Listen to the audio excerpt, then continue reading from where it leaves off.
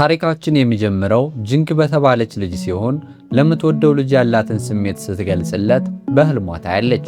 በድንገት በህልሟ ውስጥ አንድ ሰው በኳስ ራሷን ሲመታትና መሬት ላይ ስትወድቅ ይታያታል። ለመነሳት ስትሞክርም ተጨማሪ ኳሶች ይወረወሩባታል።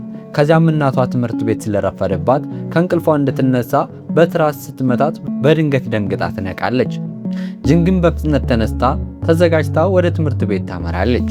መንገድ ላይ ሁልጊዜ ወደምትመገብበት የፓይ ቤት ሄዳ ትቆማለች። ሆኖም ግን አንድ ወፈር ያለ ልጅ ምግቡን በሙሉ አዞ በማግኘቷ ትገረማለች። ካንግ የሚባለው ይህ ልጅ መብላት በጣም ይወዳል። ጅንግን ከምግቡ የተወሰነውን ለማግኘት ፈልጋ አጠገቡ ትቀመጣለች። እሱ ግን ለማካፈል ፈቃደኛ አይሆንም። በዚህም ጅንግ ተናዳ ሆዳም ትለዋለች። ከዚያም ወደ ትምህርት ቤት ለመሄድ ስትነሳ በድንገት ትሰናከላለች። በዚህም ምክንያት ሁለቱም መሬት ላይ ይወድቃሉ። በድንገት አንድ የማስታወቂያ ሰሌዳ ላይ ይወድቁና ሰሌዳው ከሱሪያቸውና ከጀርባቸው ጋር እንደተጣበቀ ሲያውቁ ይደነግጣሉ። ሰሌዳውን ለማላቀቅ ቢሞክሩም ሊሳካላቸው አልቻለም። ስለረፈደባቸውም ሰሌዳው እንደተጣበቀባቸው በጣም ተቀራርበው ወደ ትምህርት ቤት ለመሄድ ይገደዳሉ። በመንገድ ላይ ሲያልፉ ሁሉም ሰው ስለነሱ ማውራት ይጀምራል። ጅንግ ማንም እንዳያት ፊቷን ለመደበቅ ትሞክራለች። በሚያሳዝን ሁኔታ የምትወደው ዣን የተባለው ልጅ በብስክሌት ሲያልፍ ያያታል። በዚህም በጣም ታፍራለች። በመጨረሻም ትምህርት ቤት ሲደርሱ ወደ ርዕሰ መምህሩ ቢሮ ለመግባት ይቸገራሉ። ከዚያም ሱሪያቸውን ለመቀየር ወደ ልብስ መቀየሪያ ክፍል ይሄዳሉ። ነገር ግን ለወፍራሙ ካንግ የሚሆን መጠን ሊገኝ አልቻለም። በዛን ቅጽበት ዋንግ የተባለችው ቆንጆ ተማሪ ወደ ክፍሉ ትገባለች። ዋንግ በክፍል ውስጥ የጅንግ ተቀናቃኝ በመሆኗ ጅንግ የበለጠ እንዳፈረች እንረዳለን። ዋንግ ቅርጫት ኳስ ቡድን ውስጥ የሚሆነውን ሱሪ በማውጣት ካንግን ለመርዳት ትወስናለች። ካንግ በደግነቷ በጣም ይደነቃል። ወዲያውኑ በፍቅር ይወድቃል። እያመሰገናትም በአድናቆት ይመለከታታል። በሌላ በኩል ጅንግ በሱ ተናዳ ፊቱን ዳግም ማየት እንደማትፈልግ ትነግረዋለች። ነገር ግን ዕጣ ፈንታ በቅርቡ እንደሚያገናኛቸው አታውቅም ነበር። ጅንግ ወደ ክፍሏ ትገባለች። በዚያም ለጓደኞቿ የሆነውን ሁሉ ትነግራቸዋለች። በድንገት መምህሯ ካንግን ይዛ በመግባት አዲስ ተማሪ እንደተቀላቀላቸው ለክፍሉ ትናገራለች። ካንግ ራሱን ለክፍል ጓደኞቹ ያስተዋውቃል። ጅንግ ማመን አቃታት። ካንግ ደግሞ ዋንግ ከሱ ጋር በአንድ ክፍል ውስጥ መሆኗን ሲያውቅ በጣም ይደሰታል። በውበቷም ተደንቆ በአድናቆት ይመለከታታል። ከዚያም መምህሩ ጅንግ አጠገብ እንዲቀመጥ ያዘዋል። ሁለቱም እርስ በርሳቸው እንደማይዋደዱ ግልጽ ነው። ሆኖም ግን ጅንግ ካንግ በጣም ብልህና ጎበዝ መሆኑን ስታውቅ ለሱ ያላትን አመለካከት ትቀይራለች። እሱ ሁልጊዜ ከክፍል አንደኛ እንደሚወጣ ትረዳለች። ካንግ ግን የሷ ውጤት በጣም ዝቅተኛ እንደሆነና ብዙም ጎበዝ እንዳልሆነች ስለተረዳ ይስቅባታል። ጅንግ ለትምህርት ምንም ፍላጎት እንደሌላትና በሁሉም ትምህርቶች ውጤቷ ደካማ በመሆኑ ወደ እሱ ለመጠጋት ትሞክራለች። እቅዷም በትምህርቷ እንዲረዳትና ውጤቷን እንዲያሻሽልላት ማድረግ ነው። በትምህርት ቤት የረፍት ሰዓት ላይ ካንግ ካፌ ውስጥ ለብቻው ሊበላ ይሄዳል። ዋንግም ማይተው አብራው ትቀመጣለች። እሱም ቅድም ስለረዳችው ስለ ደግነቷ ያመሰግናታል። በንግግራቸው መሃል ለቅርጫት ኳስ ተጫዋቾች ፍላጎት እንዳላት ይረዳል። እሷን ለማስደመም የቅርጫት ኳስ ለመጫወት ይወስናል። በዚህ ምክንያት ወደ ጅንግ ሄዶ የቅርጫት ኳስ ቡድኑን እንዲቀላቀል እንድትረዳው ይጠይቃታል። እሷን ጉቦ ለመስጠትም ቀድሞ የቤት ስራዋን ሰርቶላታል። ጅንግ በዚህ ተደስታ ለመርዳት ተስማማለች። ከዚያም ክፍት ቦታ እንዲኖር አንዱን የቡድን አባል ወደ ልምምድ እንዲሄድ ታግደዋለች። ካንግ አጋጣሚውን ተጠቅሞ በቀጥታ ወደ ቅርጫት ኳስ ቡድኑ ይሄዳል። የቡድኑ አምበል ዣን ይባላል። እሱም ጅንግን ጨምሮ የትምህርት ቤቱ ልጃገረዶች ሁሉ የሚወዱት ልጅ ነው። ካንግ ቡድኑን መቀላቀል እንደሚፈልግ ይነግራቸዋል። ሆኖም የቡድኑ ልጆች ለመጫወት በጣም ወፍራም ነህ ብለው ይስቁበታል። ዣንም በጣም ቀርፋፋ ስለሚሆን መጫወት አይችልም ብሎ ያስባል። ቢሆንም ግን እድል ይሰጡታል። ካንግ ግን ሁሉንም ያስደንቃቸዋል። ጨዋታ ተጫውቶ በከፍተኛ ልዩነት በማሸነፍ በቡድኑ ውስጥ ያሉትን ሁሉ ያስገርማል። ብዙ ጎሎችን በማስቆጠርና በችሎታው ሁሉንም ያስደንቃል። ችሎታው ከተረጋገጠ በኋላ ዣን እሱን ወደ ቡድኑ ለመቀላቀል ይገደዳል። ካንግን በይፋ ቡድኑን ይቀላቀላል። ከተወሰነ ጊዜ በኋላ ለቅርጫት ኳስ ቡድኑ በጣም አስፈላጊ የሆነ ጨዋታ ይደርሳል። ተማሪዎች ሁሉ ግጥሚያውን ለመከታተል ተገኝተዋል። ቡድኑ የመጀመሪያውን ጨዋታ እያደረገ ያለ ጅንግ የምትወደውን ዣንን ለማየት ከክፍል ለማምለጥ ትሞክራለች። ነገር ግን መምህሩ ይይዛታል። ጅንግ በቅጣት እንድትቆይ ትደረጋለች። ነገር ግን ካንግ በሞባይሏ መልሶቹን ይልክላታል። ጂንግ ስራውን በትክክል አጠናቃ ጨዋታውን ለማየት ትሄዳለች። በጨዋታው ረፍት ወቅት ልቡን ለማሸነፍ ራሷ ያዘጋጀችውን መጠጥ ለዣን ልትሰጠው ትሄዳለች። የሚገርመው ግን ዋንግ ለሱ መጠጥ አዘጋጅታ ነበር። በዚህም ሁለቱም ልጃገረዶች ዣን ላይ ፍላጎት እንዳላቸው እንረዳለን። እሱ ግን ለነሱ ምንም አይነት ፍላጎት የለውም። ዣን ግን የጂንግን ስሜት ላለመጉዳት መጠጡን ለመቀበል ይገደዳል። ጂንግን በጣም ተደስታ በድል ስሜት ትሞላለች። የጨዋታው ሁለተኛ አጋማሽ ይጀመራል። እሷም በእጆቿ የልብ ቅርጽ እየሰራች ታበረታታዋለች። ከዚያም እሱ ወደ እሷ ሲመለከት አይታ በፍቅር የወደቀ ይመስላታል። ነገር ግን እውነታው ከሰጠችው መጠጥ የተነሳ ሆዱን አሞታል። በዚህ ምክንያት ዣን ከጨዋታው ለመውጣት ይገደዳል። ዣን ሲወጣ ካንግ በሱ ምትክ እንዲገባ ይደረጋል። እሱም ይህንን አጋጣሚ ራሱን ለማስከበርና ዋንግ እንድትወደው ለማድረግ ለመጠቀም ይወስናል። ሌላው ቡድን ቢያሾፍበትም እንዲቆጩ ለማድረግ ይቆርጣል። ሁለተኛው አጋማሽ ሲጀመር በጣም ትኩረት ያደርጋል። ምንም እንኳን ክብደት ቢኖረውም ፈጣን ነው። ደግሞም ከፍ ብሎ መዝለል ይችላል። ብዙ ጎሎችን በማስቆጠር ይሳካለታል። ተመልካቹን በጩኸት ያበረታተዋል። ለጨዋታው 10 ሰከንድ ብቻ ሲቀረው ቡድኑ ኳሱን ይቀበለዋል። ሁሉም በእሱ ላይ ተስፋ ያደርጋሉ። ጂንግና ዋንግ ያበረታቱታል። እሱ ግን ይረበሽና ከሩቅ ለመወርወር ይገደዳል። ልክ ሊወረውር ሲል ግን በድንገት ተገፍቶ ጂንግ ላይ ይወድቃል። በሚያሳዝን ሁኔታ ኳሷን በትክክል ሳይወረውር ቀርቶ ጨዋታውን ይሸነፋሉ። ከዚያም ጂንግ በሐዘን ትሄዳለች። ካንግም እንደተሸነፈ ተሰምቶትና ቀጭን መሆን እየተመኘ በሐዘን ይራመዳል። በማግስቱ ክፍል ውስጥ አንዳንድ ተማሪዎች ካንግን ወፍራም እያሉ ይሰድቡታል። ከጨዋታው ማግስት ጠዋት ጂንግ ወደ ትምህርት ቤት እየሄደች ሳለ በጨዋታው ወቅት ዣን በሷ ምክንያት ታሞ ስለወጣ የጥፋተኝነት ስሜት ይሰማታል። በድንገት መንገድ ላይ ስታገኘው ብታፍርም እሱ ግን በደግነት አነጋግሮ ነገሩን እንደረሳውና እንዳልተቀየመ ይነግራታል። በዚህም ጂንግ በጣም ትደሰታለች፣ ምክንያቱም እሱ የሚወዳት ይመስላታል። ለዚህም ነው ለረጅም ጊዜ አዘጋጅታ የቆየችውን የፍቅር ደብዳቤ ልትሰጠው የወሰነችው። ሆኖም ክፍል ውስጥ ካንግ ደብዳቤውን ጠረጴዛ ላይ አግኝቶ ሊያነብ ሲያነሳ አንድ ተማሪ ይቀማዋል።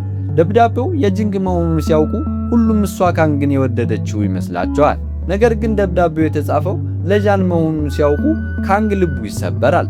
ጂንግ ተናዳ ደብዳቤውን ለመቀማት ብትሞክርም መምሯ ገብታ ደብዳቤውን በመውሰድ ጂንግን ለጥያቄ ይዛት ትወጣለች። መምሯ ደብዳቤው ለማን እንደሆነ ስትጠይቃ ጂንግ ደንግጣ ለዣን መሆኑን መናገር ያቅታታል። በመሆኑም ዋሽታ ለካንግ ነው ትላለች። ካንግ የሆነውን ነገር ሲረዳ ከችግሩ ሊያወጣት ይወስናል። ወደ መምሯ ሄዶ ጂንግ በእውነት እንደምትወደውና ደብዳቤው ለሱ እንደሆነ ይናገራል። እንደ ዕድል ሆኖ መምሯ አምና ነገሩ በሰላም ያልቃል። ከዚህ በኋላ ጂንግ ካንግን የምትወደው ትመስላለች። እሱም እሷ የምትወደው ዣንን መሆኑን በሚስጥር ይዝላታል። በእርግጥ ጂንግ ደብዳቤውን አግኝቶ ይህንን ችግር የፈጠረባትን ሰው ለማወቅ ትፈልጋለች። ስለዚህ ደብዳቤውን ካንግ ጠረጴዛ ላይ ማን እንዳስቀመጠው ምርመራ ይጀምራሉ። ካንግ ከዣን ጋር በመሆን በመምህራን ቢሮ ሲመረምሩ ደብዳቤው ላይ የጌጣጌጥ ቅንጣቢ ያገኛሉ። ርዕሰ መምህሩ ሲገቡ ግን ከቢሮው ተሰውረው ይወጣሉ። በማግስቱ ካንግ ለጂንግ በደብዳቤው ምክንያት ችግር የፈጠረባትን ሰው እንዳገኘ ይነግራታል። ነገሩን የፈጸመችው በእሷ የምትቀና አንዲት የክፍል ጓደኛዋ ስትሆን ደብዳቤውን ከቦርሳው የሰረቀችው እሷው ነች። ካንግ መረጃውን ይዞ ልጅቷን ይጋፈጣታል። ይቅርታ ካልጠየቀች ለርዕሰ መምህሩ እንደሚናገር ይዝትባታል። ተማሪዋም በመደንገጥ ያደረገችውን ነገር ሁሉ መካድ ስላልቻለች በመላው ክፍል ፊት ጂንግን ይቅርታ ለመጠየቅ ትገደዳለች። ጂንግ በካንግ ተግባር ትገረማለች፣ በደግነቱም ትሳባለች። ከዛም ቅጽበት ጀምሮ ግንኙነታቸው እየጠነከረ ሄዶ የቅርብ ጓደኛሞች ይሆናሉ። ይሁን እንጂ የጂንግ ችግር በዚህ አያበቃም። መምህሩ ወደ ቢሮው ጠርቶ የፈተና ውጤቷ ዝቅተኛ ስለሆነ የስፖርት ክለቡን ትታ ምርቷ ላይ እንድታተኩር ያዛታል። እሷ የክለቡ ፕሬዝዳንት በመሆኗ ክለቡን በመልቀቋ በጣም ታዝናለች። መምህሩ ወይ ልቀቂ አሊያም ክለቡን ሙሉ በሙሉ ዘጋዋለሁ በማለት ያስፈራራታል። ጂንግ ግራ ቢገባትም አንድ ሐሳብ ይመጣላታል። ወደ ዣን ሄዳ በእሷ ምትክ ፕሬዝዳንት እንዲሆን ትጠይቀዋለች። እሱ ግን የቅርጫት ኳስ ስለሚጫወት ጊዜ እንደሌለው ይነግራታል። ከዚያም በቦክስ ወይም በካራቴ ግጥሚያ ትገዳደራዋለች። ካሸነፍኩህ በእኔ ምትክ ፕሬዝዳንት ትሆናለህ ትለዋለች። ዣንም ፈተናውን ይቀበላል። በዚህ መሃል ዋንግ ዳንስ ስትደንስ አንድ ሰው በድብቅ ፎቶ ያነሳታል። ካንግም በዚያ ሲያልፍ ይህንን ይመለከታል። ካንግ ካሜራውን ለመቀማት ቢሞክርም ግለሰቡ መጥቶ ይሸሻል። ካንግም በከፍተኛ ሁኔታ ቢታገለው እሱ ራሱ ቆስሎ ይቀራል። በሁኔታው የተረበሸችው ዋንግ ለጃን ደውላ እንዲመጣ ትጠይቀዋለች። ጃንም የሆነውን ነገር ተረድቶ ይመጣል። ጃን ለዋንግ አንድ ሰው በሚስጥር ይከታተላት እንደነበርና ለዚህም ሁልጊዜ ወደ ቤቷ ሲሸኛት እንደነበር ይነግራታል። እሷም በዚህም ተገርማ እሱ እንደሚወዳት ታስባለች። በግጥሚያው ቀን ጂንግ ጃን እንዲመጣ ብትጠይቀው እሱ በሰዓቱ ሳይመጣ በመቅረቱ ከውድድሩ ውጭ ይሆናል። ጂንግ ያለ ተቃዋሚ ብታሸንፍም ሌሎቹ ተማሪዎች ጃን ስለናቃት ነው ያልመጣው ብለው ስላወሩ ታዝናለች። በሐዘን እያለቀሰች ከክለቡ ትወጣለች። ካንግ አይቷት ያዝንላታል። ሊያዝናናትም ወደ ምግብ ቤት ይዟት ይሄዳል። እንደተለመደው አብረው እየበሉ ሳለ ጂንግ ካንግ ከልክ በላይ እንደሚበላና ይህ ለጤናው ጎጂ እንደሆነ ትገነዘባለች። ቆንጆ እንደሆነና ክብደቱን ቢቀንስ የዋንግን ልብ ማሸነፍ እንደሚችል በመንገር በራስ መተማመን እንዲኖረው ታበረታታዋለች። በኋላ ላይ ጂንግ በዝቅተኛ ውጤቷ ምክንያት ታዝናለች። በዚያም ቅጽበት የሁለቱ ብቸኛ ልቦች ይቀራረባሉ። ካንግ ለ3 ዓመት በበረሃ ውስጥ እንደቆየ ሰው በከፍተኛ ሁኔታ መብላት ይጀምራል። ጂንግም ጃን እንዲወደኝ በውጤት ትረዳኛለህ፣ እኔ ደግሞ ክብደትን እንድትቀንስ የሚል ሐሳብ ታቀርብለታለች። ካንግ በሐሳቧ ተስማምቶ በመካከላቸው ስምምነት ይፈጠራል። ጂንግ ካንግ ክብደት እንዲቀንስ፣ ካንግ ደግሞ ጂንግ በትምህርቷ ጎበዝ እንድትሆን ለመርዳት ቃል ይገባሉ። ከማግስቱ ጀምሮ ተግባራዊ እንቅስቃሴ ይጀምራሉ። ጂንግ ለካንግ በቀን መመገብ ያለበትን የካሎሪ መጠን በመወሰን የምግብ ዝርዝር ታዘጋጅለታለች። በተጨማሪም ስፖርት እንዲሰራና በሰውነቱ ውስጥ ያለውን ስብ እንዲቀንስ ታስገድደዋለች። በሌላ በኩል ካንግ ለጂንግ የጥናት ፕሮግራም አውጥቶላት የፈተና ውጤቷን እንድታሻሽል በከፍተኛ ሁኔታ እንድታጠና ያደርጋታል። ሁለቱም ነገሩን በቁም ነገር እንደያዙት በግልጽ ይታያል።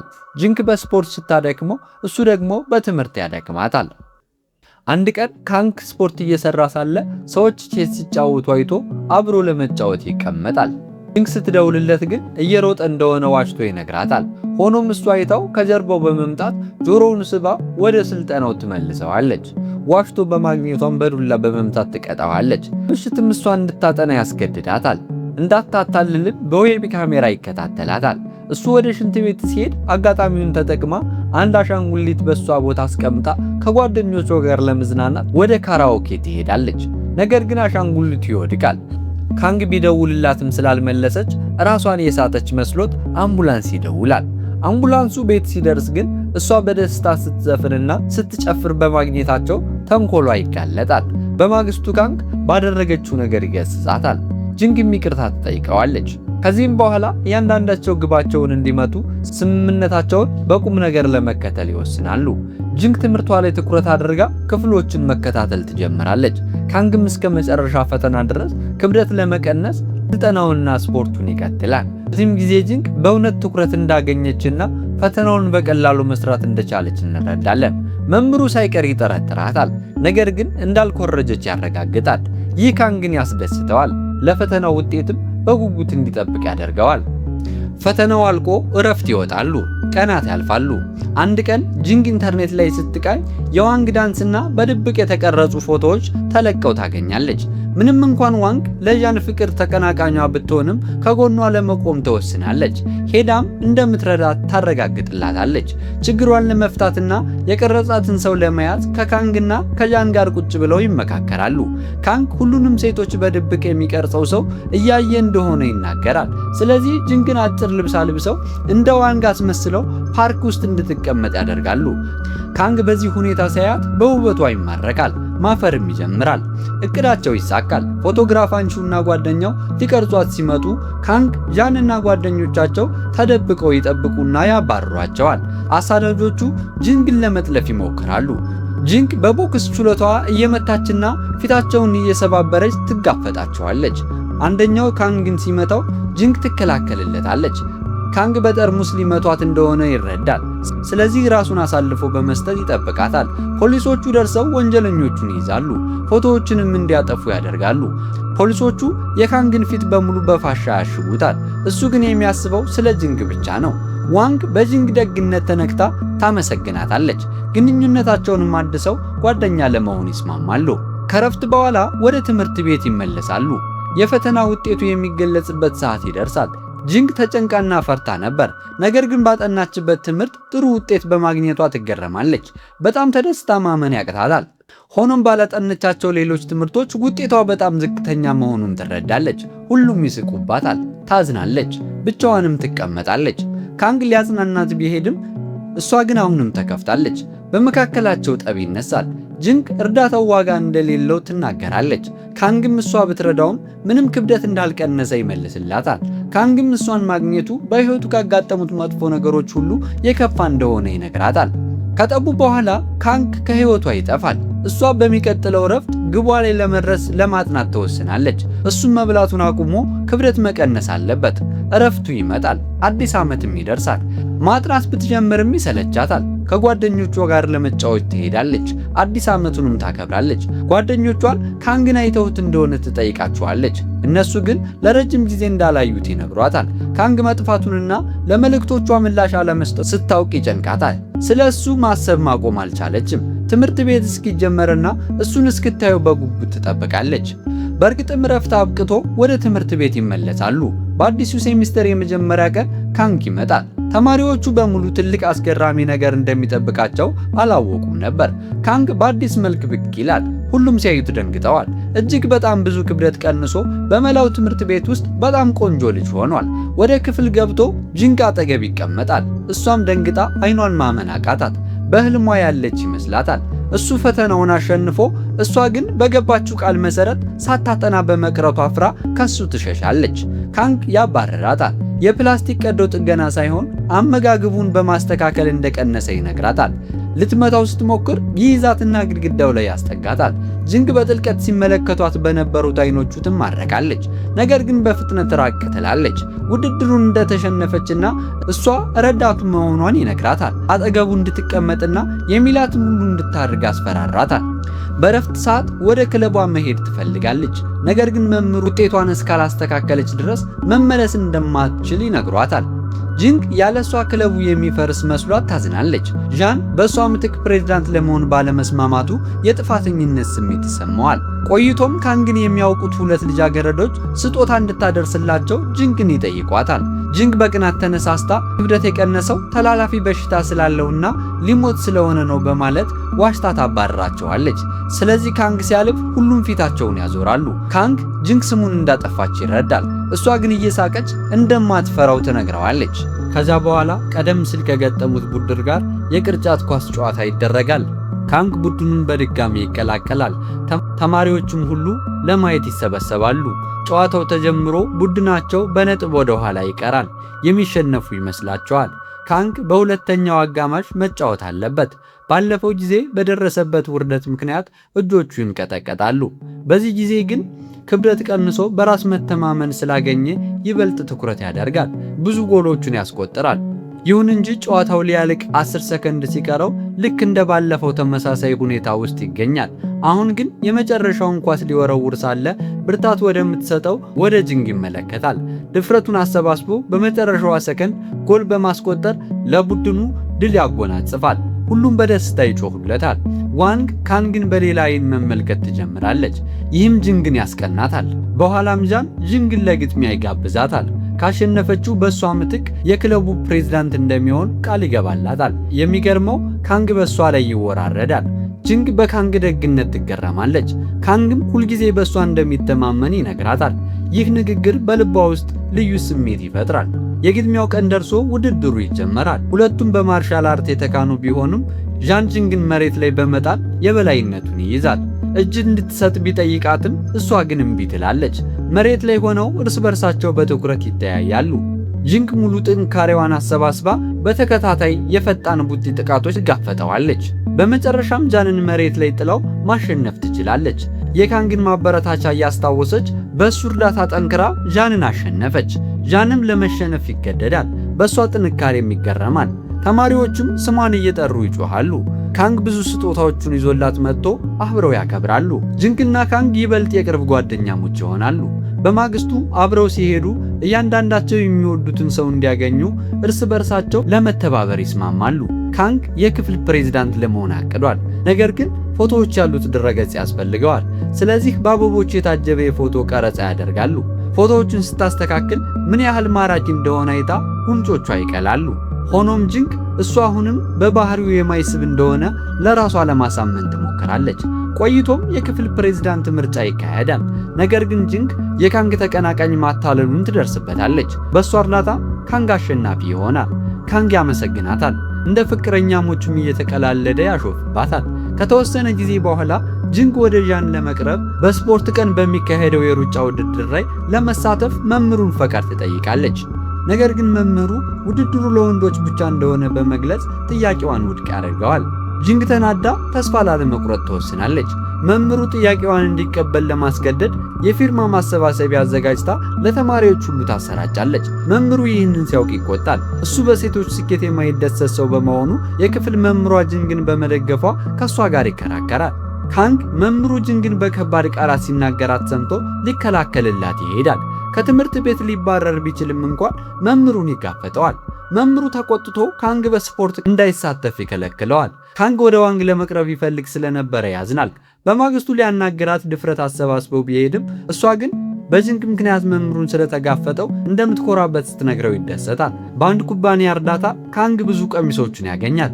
ወንዶቹም ሁሉ የተቃውሞ ምልክት ለማሳየት ቀሚሶቹን ለብሰው በውድድሩ ላይ ይሳተፋሉ።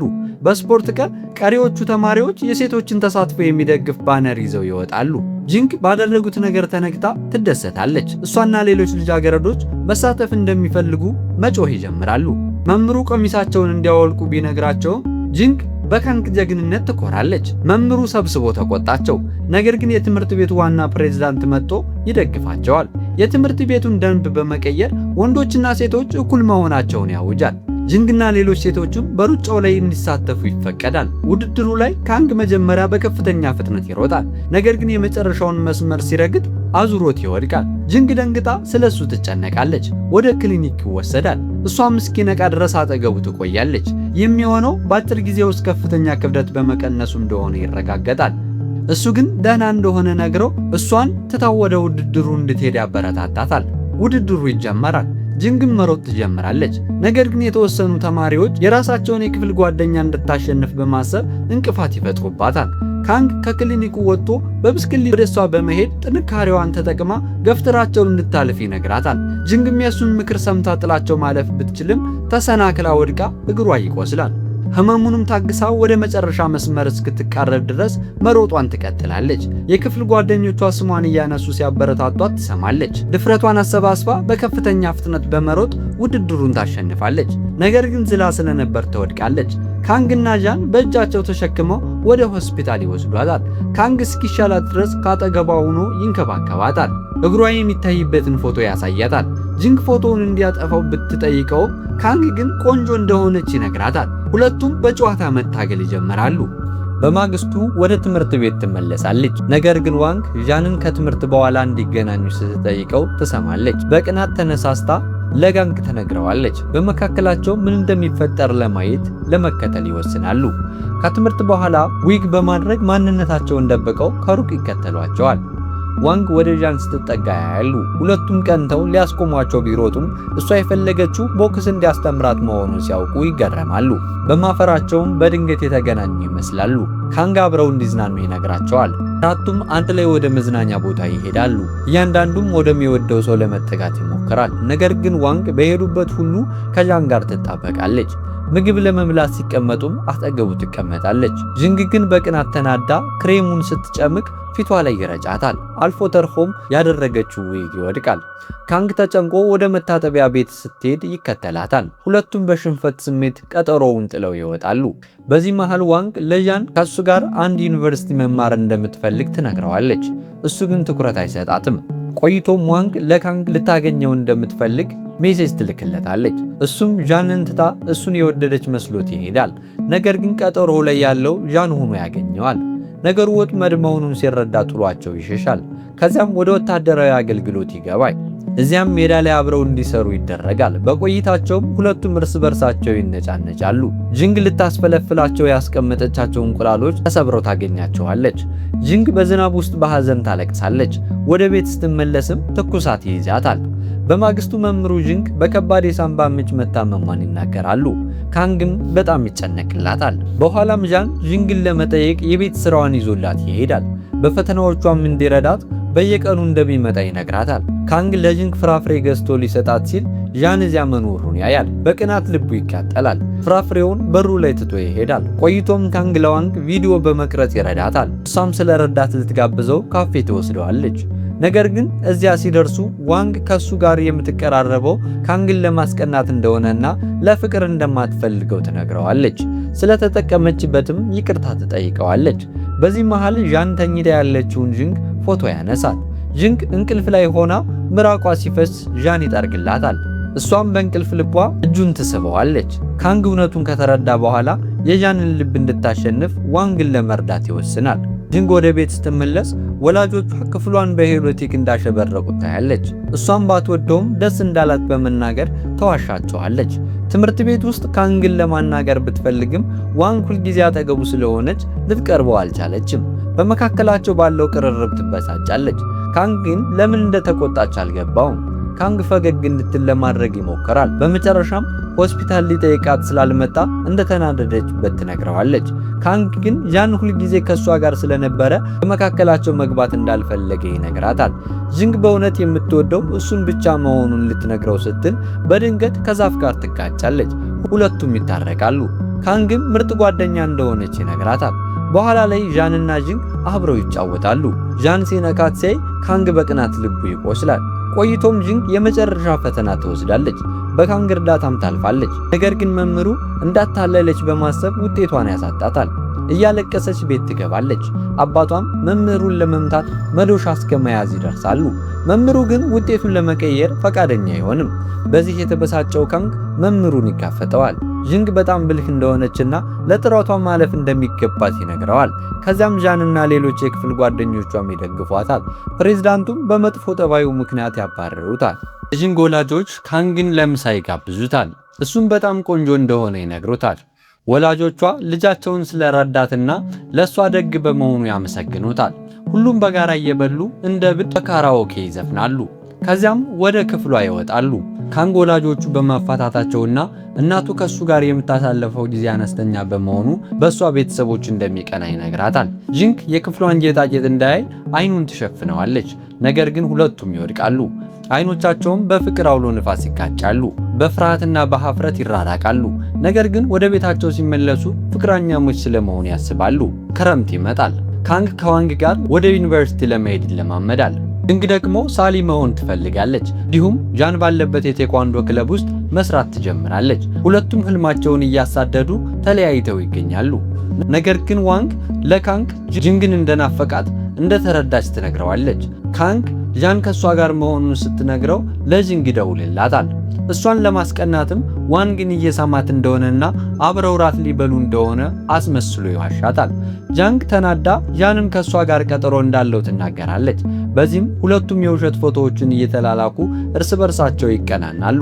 እውነታው ግን ሁለቱም መሳሳም መፈለጋቸው ነበር። በኋላ ላይ ዣን ዥንግን ለወላጆቿ ሰርግ ጋብዛታል። ካንግም ፍቅሩን ለመግለጽ ያስባል። ካንግ በመስታወት ፊት ቆሞ እንደ ዝነኛ ሰው እሷን ለማማለል ይለማመዳል።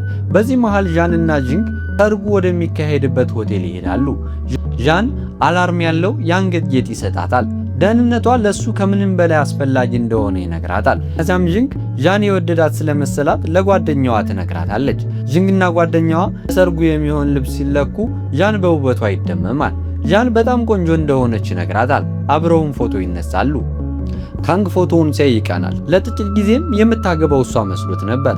ዥንግ ግን የሙሽራ ሚዜ መሆኗን ትነግረዋለች። ቢሆንም ግን ልቡ ሊያርፍ አልቻለም። ዣንና ዥንግ ካራኦኬ እየዘፈኑ እያለ ካንግ በጭንቀት ይፈልጋቸዋል። ዣን ዘፈን እንደማይችልና እንዴት በተሻለ ሁኔታ እንደሚዘፍን እንድታሳየው ስትነካው በልቧ ውስጥ የፍቅር እሳተ ገሞራ እየፈነዳ ይሰማታል። ካንግ እነሱ መስለውት የሚሳሳሙት ሰዎችን ያቋርጣል።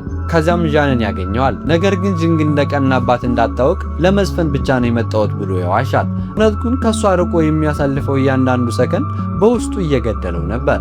ሰርጉ ሲደርስ ዣንና ዥንግ አብረው ሲዘፍኑ ካንግ ቀድሞ በመሄድ የዥንግን እጅ ይዞ አብሯት ይዘፍናል። በፍቅርም ይመለከታታል። ሰርጉ ሲያልቅ ዥንግ ተከትለው ሰርጉን ለማበላሸት መምጣቱን ትጠይቀዋለች። ካንግ ግን ወፍራም በነበረበት ጊዜ ጭምር የምታስብለት እሷ ስለነበረች ሁልጊዜም የሚወዳት እሷን ብቻ እንደሆነ ይነግራታል። ነገር ግን ጂንግ ስሜቷን ልትገልጽ ስትል ጃን ይመጣል። ጂንግም ትሄዳለች። የካንግ ልብ ባዶ ሆኖ ይቀራል። ለደረሰበት መከራ ሁሉ ዓለምን ይረግማል። ጂንግ ስለሱ ማሰብ ማቆም አልቻለችም። በዚህ ምክንያት የሥነ ጥበብ መምህሯ ስሏን ሰብረው ከክፍል ያባረሯታል። እሷም በሐዘን ማልቀስ ትጀምራለች። ከዚያም ወደ አንድ መዝናኛ ቦታ ትሄዳለች። ዋንግ ለካንግ ጂንግ ለቀናት ከማንም ጋር እንዳልተነጋገረች ትነግረዋለች። ካንግም ወደ እሷ ይሮጣል፣ ፈታም ያደርጋታል። እርስ በርሳቸው ለመቅናት ሲሉ ብቻ ዣንና ዋንግን የወደዱ መስለው እንደነበረ ይናዘዛሉ። በዚህም ይታረቃሉ። እሱም ቀደም ብሎ ከጨዋታ ማሽን ያገኘውን አሻንጉሊት ውሻ ይሰጣታል። ሁለቱም በደስታ እየተወዛወዙ በፈገግታ እንዲሆናሉ፣ በፍቅርም አብረው ያሳልፋሉ። ቆይቶም ጂንግ ስለ ስጦታው ታመሰግነዋለች። ወደ መንገዱ መብራት ስትመለከት ወፍራም በነበረበት ጊዜ እዚሁ ቦታ ላይ ያደረገችለትን ማበረታቻ ታስታውሳለች። ፈጽሞ እንደማትረሳውና ልቧ የሱ መሆኑን ትነግረዋለች። በቀጣይ ቀን የሙከራ ፈተና ላይ ጂንግ ጥሩ መስራት ቻለች። በዚህም መሃል የዋንግ እናት ዋንግን ትመታታለች። ምክንያቱም ገና ከልጅነቷ ጀምሮ ዳንሰኛ እንድትሆን ብታስገድዳትም ዋንግ የባሌ ዳንስን መስራት እንደማትፈልግ በመናገሯ እናቷ ጂንግን ትወቅሳታለች። ቤት ውስጥ ግን ዋንግ የባሌ ዳንስ እንደምትጠላና እናቷ ስሜቷን ከቶም ተረድታላት እንደማታውቅ ትናገራለች። በዚህ መሃል ካንግ ፈተናውን ማለፉን ይናገራል። ሁለቱም በአንድ ዩኒቨርሲቲ ለመማር ቃል ይገባባሉ። ሆኖም የካንግ አባት በጽኑ ይታመማሉ። ሐኪሙም የካንሰር በሽታ እንዳለባቸው ይነግረዋል። ስለዚህ እናቱ እሱን ለመንከባከብ ወደ ቻይና ትመለሳለች። ካንግም ቤት ውስጥ ለብቻው ይቀራል። የጂንግ ወላጆች እንዳይደብረው በቤታቸው እንዲኖር ሐሳብ ያቀርባሉ። ካንግም ተስማምቶ ሻንጣውን ይዞ ወደ ጂንግ ቤት ይገባል። ወላጆቹም በጣም ደግ ሆነው ይቀበሉታል። ሁለቱም በክፍሏ ውስጥ ለሰዓታት ያጠናሉ። አባቷ ግን በሚስጥር እየተሳሳሙ እንዳይሆን ብለው ስለሚጨነቁ ሁልጊዜ ይረብሿቸዋል፣ ይከታተሏቸውም ነበር። በማግስቱ ጓደኞቻቸው የሻምቡ ጠረናቸው ተመሳሳይ መሆኑን አይተው ፍቅረኛሞች መሆናቸውን ይጠረጥራሉ። ካንግ በድንጋጤ ጥሏቸው ይሄዳል። ጂንግ ግን በመጨረሻ በአንድ ቤት ውስጥ እንደሚኖሩ ትናዘዛለች። ጓደኞቿ በጣም ቢደሰቱም ጂንግ አብረው እንደማይተኙ ትነግራቸዋለች። ቀናት ያልፋሉ። በአንድ ቤት መኖር መታጠቢያ ቤት በጋራ ስለሚጠቀሙ አስቸጋሪ እየሆነ ይመጣል። ጂንግ እሱን ስትመለከት ልቧ ስለሚመታ እንደምትወደው ትጠራጥራለች። የቫለንታይን ቀን ይደርሳል። ጓደኞቿ አብረዋት ቢቆዩም ሁለቱ ብቻቸውን እንዲዝናኑ ትተዋቸው ይሄዳሉ። ጂንግ ደንግጣ እንደማትወደው ትነግረዋለች። ካንግ ግን እየዋሸች እንደሆነ ያውቃል። ቆይቶም ከወላጆቿ ጋር እራት ይበላሉ። ካንግም ከአባቱ የቪዲዮ ጥሪ ይደርሰዋል። አባቱም በቅርቡ ከሆስፒታል እንደሚወጣ ይነግረዋል። ነገር ግን እውነታው ሊኖር የሚችለው ጥቂት ጊዜ ብቻ ነው። እናቱም ለካንግ መንገር አትፈልግም። የመጨረሻው ፈተና ይደርሳል። ሁሉም በከፍተኛ ድምፅ ያጠናሉ። ካንግ በጆሮ ውስጥ ወረቀት ይከታል። ከዚያም ዝም እንዲሉ ይጮሃል። ነገር ግን የፈተናው ጫና ከፍተኛ ስለነበረ ተማሪዎቹ ፊታቸው ላይ ብጉር ማውጣትና ጸጉራቸው መርገፍ ይጀምራል። በዚህ ምክንያት አንድ ልጅ የተሻለ እንዲያጠኑ የካፌን ማስቲካ ይሰጣቸዋል። በድንገት ግን ጂንግ ሆዷን ያማትና ትወድቃለች። ካንግ በእጆቹ ተሸክሞ ወደ ቤት ይወስዳታል። ከዚያም በታላቅ ፍቅር ይንከባከባታል። ነገር ግን የውስጥ ሱሪ ስለሌለው ወደ ቤት መሄድ እንዳለበት ይነግራታል። ሆኖም እዚያ ሲደርስ እናቱን በሐዘን ተውጣ ያገኛታል። አባቱም በጣም ስለታመሙ ሁለቱም ሊጠይቁት ይሄዳሉ። ሲያዩትም በጣም ይረበሻሉ። ሁለቱም አብረው ጊዜ ያሳልፋሉ። እጅ በእጅ ይያያዛሉ። አባቱም በእሱ እንደሚኮራ ይነግረዋል። እሱን እያደገ ማየት ሕይወት የሰጠችው ትልቁ ስጦታ መሆኑን ነግሮት ፈጽሞ እንዳይረሳው ይለምነዋል። ቆይቶም ካንግ በሐዘን ተውጦ የጂንግን ቤት ለቆ ወደ እናቱ ቤት ይመለሳል። ከዚያም መንፈሱን ለማደስ የካምፕ ጉዞ ያዘጋጃሉ። ከዚያም እየተዝናኑ ሳለ ለዘላለም አብረው ለመሆን ቃል ይገባባሉ። ቢሆንም ግን የካንግ ልብ አሁንም በሐዘን እንደተሰበረ ነው። በሚቀጥሉት ቀናት ካንግ ጂንግን ማውራት ይቀንሳል። አቀራረቡ ቸልታ የታየበት ይሆናል። የፈተናው ቀን መምህሩ አባቱ ላይ ችግር መፈጠሩን ይነግሩታል። ካንግም ወደ አባቱ ይሮጣል። ሐኪሙ አባቱ ራሳቸውን እንደሳቱና በጣም አደገኛ የሆነ ቀዶ ጥገና ለማድረግ ካንግ ፊርማውን ማኖር እንዳለበት ይነግረዋል። ጂንግ ስለ አባቱ ትጨነቃለች። ካንግም አባቱ መጨረሻ ጊዜ ሲያያት የሰጣትን ከረሚላ ይዛ እንደሆነ ይጠይቃታል። ጂንግ ከረሚላውን አጥብቃ ትፈልጋለች። ካንግ ከአባቱ ጋር የሚያገናኘውን ያን የመጨረሻ ትዝታ ለማድረስም በዝናብ ውስጥ ትሮጣለች። ካንግ ሕይወት ፍትሃዊ እንዳልሆነች ይጮሃል። እሷም ብርታት ለመስጠት እጁን ይዛ አጠገቡ ትቆማለች። ነገር ግን ካንግ ፈተናውን ስላላጠናቀቀ ወደ ዩኒቨርሲቲ መግባት እንደማይችል ይረዳል። ይህን ስታውቅ ጂንግ መብላት እንኳን ያቅታታል። ነገር ግን ካንግ በድንገት እጇን ይዞ ይቆጣታል። ምክንያቱም አባቱ ሆስፒታል መሆናቸውን እያወቀች እንዳያዝን በሚል ደብቀው ስለነበር ነው። በዚህም ምክንያት እንደሚጠላትና በህይወት እስካለ ድረስ ዳግመኛ ፊቷን ማየት እንደማይፈልግ ይነግራታል። እሷም ክፍሏ ውስጥ ሆና ከረጅም ጊዜ በፊት የሳለላትን ስዕል እየተመለከተች ይቅርታ ትጠይቀዋለች። በዚህ መሃል እናቱ ለሱ ደግ ለመሆን ትሞክራለች። እሱ ግን ለዓመታት የሰጠችውን ባዶ ስጦታዎችን በሙሉ ይጠላቸዋል። ምክንያቱም እሷ በህይወቱ ስላልነበረች የሚፈልገው ስጦታ ሳይሆን ፍቅሯን ብቻ ነበር። እናቱ በእሷና በአባቱ መካከል እንደሆነ ሁሉ አንዳንድ ጊዜ ፍቅር እንደማይሳካ ትነግረዋለች። ካንግ ግን ስለ ጂንግና ፍቅራቸው እንዴት ሊሳካ እንደሚችል ያስባል። ስለዚህ እናቱን አቅፎ ይቅርታ ይላታል። ሆኖም አሁንም ለጂንግ ያለው ቅሬታ አልጠፋም። ከምትወደው ልጅ ርቆ ለብቻው መመገብ ይጀምራል። ጂንግ የሰጠችውን አሻንጉሊት ውሻ ይዛ ትመጣለች። በሱ እርዳታ ያለፈችባቸውን ፈተናዎች ሁሉ ታስታውሰዋለች። ካንግ ግን መልእክቷን አይቀበልም። ስለዚህ ጂንግ ወደ ቤት ሂዳ በሩ ላይ ማስታወሻ ትተዋለች። ከዚያም የፍቅራቸው ዘር ወደ ተደባለቀበት የመወዛወዣ ቦታ ትሄዳለች። ካንግ ይቅርታ የሚለው ቃል በወረቀቱ ሙሉ ገጽ ተጽፎ ያገኘዋል። ካንግ ሻንጣውን ይሸክፋል። ጂንግ በእጇ አስጊጣ በመታሰቢያነት የሰጠችውን ቦርሳ ይዞ ከጎኗ ሊርቅ ይነሳል። ትምህርት ቤት ሲወጣ ታየዋለች። እናቱ ለጂንግ ስንብት እንዲያደርግላት ትነግረዋለች። በዚህ መሃል አባቱ በመጨረሻ እንደሞቱ እንረዳለን። ጂንግም ፈጽሞ አልለይሽም ብሎ ቃል ስለገባላት እንዳይሄድ ትለምነዋለች። እሱ ግን በእንባ ታጥቦ ሀገሩን ጥሎ ይወጣል። በዚህም የጂንግን ልብ ዳግመኛ ይሰብረዋል። በኋላ ላይ ጂንግ ካንግ ይቅርታ የጠየቀበትን ማስታወሻ ታነባለች። እሱም ወደ ዩኒቨርሲቲ እንድትገባ መጽሐፍቶችን በሙሉ ትቶላት ከሷ ጋር ያሳለፈው የፍቅር ጉዞም የህይወቱ ምርጥ ህልም እንደነበረ ይነግራታል። ከዚያም ያለ ረፍት ቀንና ሌሊት አጥንታ የመጨረሻውን ፈተና ትወስዳለች። ውጤቱ ሲወጣ ካንግ አጠገቧ እንዳለው ሆኖ ይሰማታል። ማለፏን ስታውቅ ካንግ በሷ እንደሚኮራ በማሰብ በደስታ እየጮኸች ወደ ድልድዩ ትሮጣለች። በመጨረሻም ጂንግ ከጓደኞቿ ጋር ትመረቃለች። 4 ዓመታት ያልፋሉ። ጂንግ እንደተዘረፈች አውቃ ለፖሊስ ትደውላለች። ካንግም ወደ ቤት ይመለሳል። ጂንግን ለመጀመሪያ ጊዜ ያገኛት ቦታ ላይ ይቀመጣል። ጂንግ አሁን ዩኒቨርሲቲ ጨርሳ ህልሟን ያሳካች የስነ ጥበብ ዲዛይነር ሆናለች። ስራ አስኪያጇ አንድ ሰው የቤቱን ዲዛይን እንድትሰራለት እንደሚፈልግ ይነግራታል። ያ ሰው ደግሞ ካንግ ሆኖ ይገኛል። እጁን ዘርግቶ ሰላም ሲላት ጂንግ ደንግጣ ምን እንደምታደርግ ግራ ይገባታል።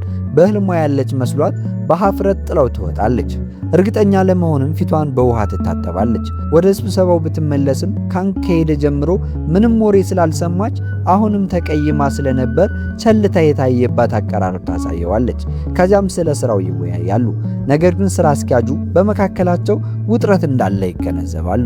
ጂንግ ለጓደኞቿ ካንግ መመለሱን ትነግራቸዋለች። እነሱም አምሮበት እንደሆነ ይጠይቋታል። ጂንግ እየዋሸች የለም ትላለች። ጓደኞቿም እንዲሰቃይ እንድታደርገው ይመክሯታል። በዚህም ምክንያት ጂንግ ከሱ ጋር የምትሰራውን ስራ ትሰርዛለች። ካንግ ግን አብሯት መስራት ስለሚፈልግ ይከታተላታል። ከስብሰባው በኋላ ሊያናገራት ቢሞክርም እሷ ግን ልትሰማው አልፈለገችም። ችላ ብለው ትሄዳለች። ስላስቀየማት ይቅርታ ቢጠይቃትም ጂንግ አሁንም እንደተቆጣች ናት። ካንግ ከአንድ ጓደኛው ጋር ሲያወራ ጓደኛው የጂንግን ስርቆት ምርመራ የያዘችው ፖሊስ ፍቅረኛው መሆኗን ይነግረዋል። ፖሊሷ እንደገለጸችው ጂንግ ከጠፋባት ነገር ሁሉ በላይ በጣም ትፈልገው የነበረው ትልቅ ትርጉም ያለውን ያን አሻንጉሊት ውሻ ነበረ። ያ ውሻ ካንግ የሰጣትና የፍቅራቸው ምልክት ነበር። በዚህም ምክንያት ወደ እሷ ይሮጣል። ነገር ግን ሰክራ ያገኛታል። ለመርሳት ስትል ሌሊቱን ሙሉ ስትጠጣ አድራለች። ካንግን ፊት ለፊቷ ስታየው ግን የውሸት የሚታያት ይመስላታል። ጂንግ ጓደኛዋ መስሏት ትደገፍበታለች። ነገር ግን ካንግ መሆኑን ስታውቅ ሌላ እድል እንድትሰጠው ይጠይቃታል። እሷም ይህንን ሁሉ ጊዜ ስላላናገራት ትወቅሰዋለች። ጂንግ በድካም እንቅልፍ ሲወስዳት ካንግ በእጆቹ ተሸክሞ አልጋዋ ላይ ያስተኛታል። ምረቃ ፎቶዋ ላይ እሱ በሌለበት ቦታ የእሱን ፊት ስላ እንደነበረ ያስተውላል። ልቡ በደስታ ይበራል።